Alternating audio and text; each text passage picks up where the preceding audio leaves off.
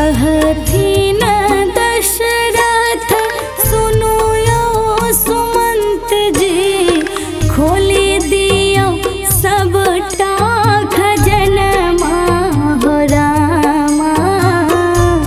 चैत महीनमा बाजे अवध में भजनमा हो रामा।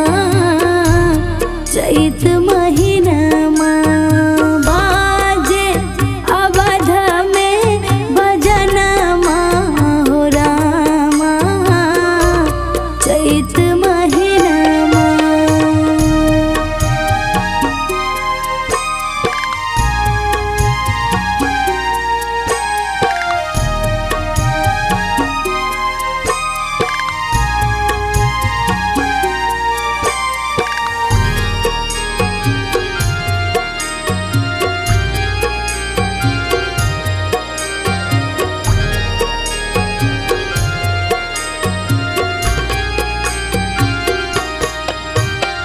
छलना एहन दिन देखब नयनमा। छलना एहन दिन देखब नयनमा। होयत चारि ललनमा हो रामा। चैत महीनमा होयत चारि ललनमा हो रामा।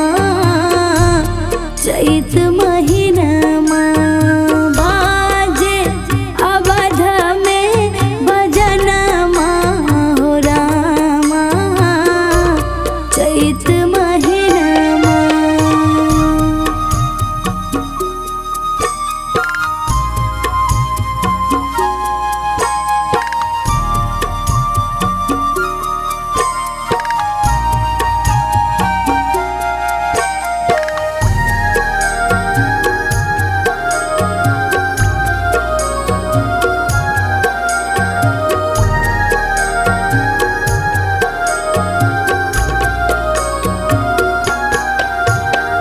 मंगल गान सुनि देव मगन भेला।